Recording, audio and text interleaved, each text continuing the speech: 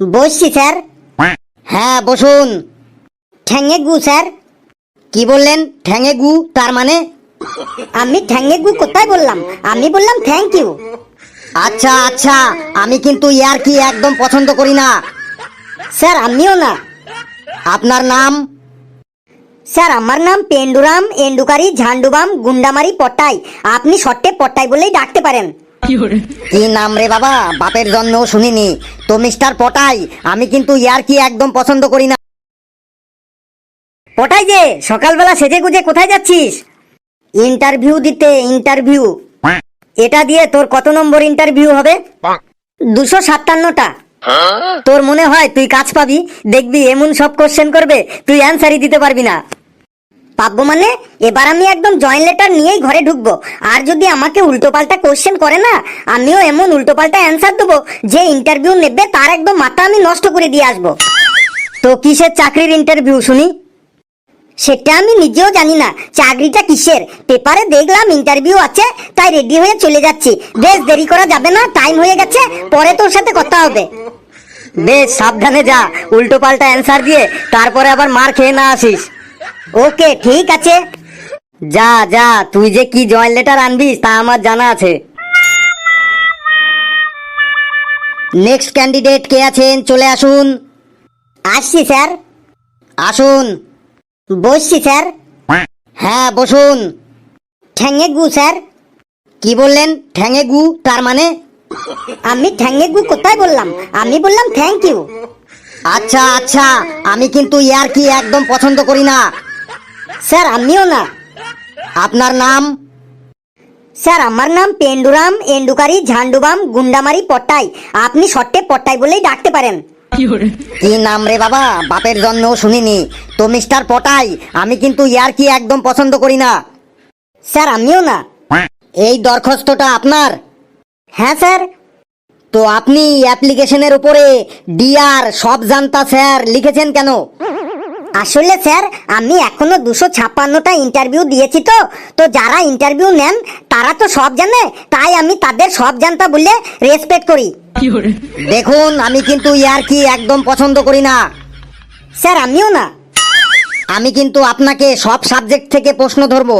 যদি সব প্রশ্নের ঠিকঠাক অ্যান্সার দিতে পারেন তাহলে আপনার চাকরিটা একদম পাকা। কোনো প্রবলেম নেই স্যার, আপনি আমাকে কাঁচা চাকরিটাই দিন না, আমি ঠিক কার্বাইড দিয়ে পাকিয়ে নেব। তার মানে কাঁচা চাকরি আপনি কার্বাইড দিয়ে পাকাবেন? তার মানে? তার মানে হলো স্যার, আমি আগে না ফলের আড়তে কাজ করতাম। লোকে কাঁচা কলা আম জাম কাঁঠাল সবই কাঁচা বিক্রি করে দিয়ে যেত, আর আমি সেই কাঁচা ফলগুলো কার্বাইড দিয়ে পাকাতাম। তাই আপনি আমাকে কাঁচা চাকরিটাই দিন না, আমি ঠিক পাকিয়ে নেব। কাঁচা জিনিস পাকা করার অভ্যেস আমার আছে স্যার। বেশি বকবক না করে চুপচাপ আমি যা কোশ্চেন করব তার ঠিকঠাক উত্তর দিন। আমি কিন্তু ইয়ার কি একদম পছন্দ করি না। আমিও না স্যার। বলুন তো সূর্যগ্রহণ কাকে বলে? স্যার সূর্য যখন লজ্জায় চাঁদের পেছনে গিয়ে লুকাতে থাকে তখন তাকে সূর্যগ্রহণ বলে। আর চন্দ্রগ্রহণ? আর চন্দ্র মানে চাঁদ যখন সূর্যের ভয়ে পৃথিবীর পেছনে লুকিয়ে থাকে তখন তাকে চন্দ্রগ্রহণ বলে। কথাটা তো ঠিক বলেছেন, কিন্তু এই লুকালুকির কথা আবার আসছে কেন? আমি কিন্তু ইয়ার কি ঠাট্টা একদম পছন্দ করি না। স্যার আমিও না। বলুন তো মিস্টার পটাই, ধূমকেতু কাকে বলে? স্যার যে হঠাৎ করে উড়ে এসে জুড়ে বসে তাকেই ধূমকেতু বলে। ভুল অ্যান্সার। বলুন তো মানুষ একমাত্র কি খেয়ে সারা জীবন বেঁচে থাকতে পারে? স্যার গাল্লাগাল খেয়ে। আবারও বলছি, আমি কিন্তু ইয়ার কি একদম পছন্দ করি না। স্যার আমিও না। এবার বলুন তো কোন নদীতে কোনো মাছ নেই? স্যার যে নদীতে জল নেই সেই নদীতেই মাছ নেই। Wrong answer. বলুন তো কোন দেশের ভবিষ্যৎ কারা? স্যার সেই দেশের বেকার ছেলে মেয়েরা। বাবা রে, আপনি তো দেখছি একজন দার্শনিক। এবার বলুন তো পাকা কলা না খেলে কি হয়?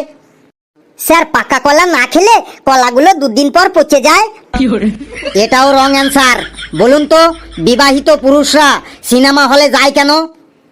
স্যার ঘুমাতে। সে কি ঘুমাতে মানে সিনেমা হলে কেউ ঘুমাতে যায়? হ্যাঁ স্যার, বিবাহিত পুরুষরা বাড়িতে চিৎকার চেঁচামেচির জন্য ঘুমাতে পারে না, তাই তারা টিকিট কেটে সিনেমা হলে গিয়ে ঘুমায়, যাতে তাদের কেউ কোনো ডিস্টার্ব না করতে পারে। ওরে বাবা, কি সাংঘাতিক যুক্তি আপনার! বলুন তো, আমাদের দেশের জনসংখ্যা কমাতে গেলে কি করতে হবে? একদম সিম্পল স্যার, আমাদের দেশের জনসংখ্যা কমাতে গেলে ছেলেদের সাথে ছেলেদের আর মেয়েদের সাথে মেয়েদের বিয়ে দিতে হবে স্যার। বাপরে বাপ, কি সাংঘাতিক যুক্তি রে ভাই! স্যার, বহু বছর ধরে গবেষণা করার পর এই যুক্তিটা আমি তৈরি করেছি স্যার। সে আপনাকে দেখেই বুঝতে পারছি আপনি একটা পাক্কা বুনো ওল। এবার ইতিহাস থেকে একটা কোশ্চেন ধরছি, বলুন তো হিউয়েন সাং কোন দেশ থেকে এসেছিলেন? স্যার, হিউয়েন সাং চীন দেশ থেকে আমাদের দেশে এসেছিলেন। তো এবার বলুন তো হিউয়েন সাং আমাদের এই দেশটা ঘুরে কি বলেছিলেন? স্যার, সবটা মনে নেই, যেটুকু মনে আছে সেটুকুই বলছি। চুং চাং চিং চিয়াং চুং চুং, চিচাং চুং চাং, চাং চুং চুং, চিয়াং চুং চাং চুং, চিং চাং চুং, চুয়াং চুয়াং, চাচুং চুং চুং, টাং চুং চুং, চিং চুং চুং। বাপরে বাপ, আপনি কি বললেন আমি তো কিছুই বুঝতে পারলাম না, বাংলায় বলুন। বাংলায় কি করে বলবো স্যার, হিউয়েন সাং যখন বলেছিলেন তখন তো উনি চাইনিজ ভাষাতেই বলেছিলেন, আর আমি তো ওই ভাষাতেই বললাম স্যার। আপনি চাইনিজ জানেন না, এটা কি আমার দোষ বলুন? তুমি তো দেখছি শুধু একটা বুনো ওল না, তুমি বাঘা তেঁতুলও বটে। এবার জীবন বিজ্ঞান থেকে প্রশ্ন ধরছি, তুমি কি জানো আমাদের পূর্বপুরুষ বাদর ছিল? সত্যি স্যার, আপনাদের পূর্বপুরুষ বাদর ছিল? এই জন্যই তো আপনার চাউনিটা না বাদরের মতোই লাগছে। কি আজে বাজে কথা বলছো? আমাদের সবার পূর্বপুরুষই একসময় বাদর ছিল, তুমি জানো না? সববারটা জেনে লাভ নেই, আপনারটা জেনে গেলাম এটাই অনেক বেশি। আমি এখন বাইরে গিয়ে সবাইকে বলে দেব যিনি আমাদের ইন্টারভিউ নিচ্ছে তার পূর্বপুরুষ বাদর ছিল, মানে উনি বাদর বংশের লোক। আরে আচ্ছা, মুশকিল তো, ব্যাপারটা একটু ভালো করে শুনুন। আর শোনাশুনির কিছুই নেই, আমি বাইরে গিয়ে সবাইকেই বলে দেব।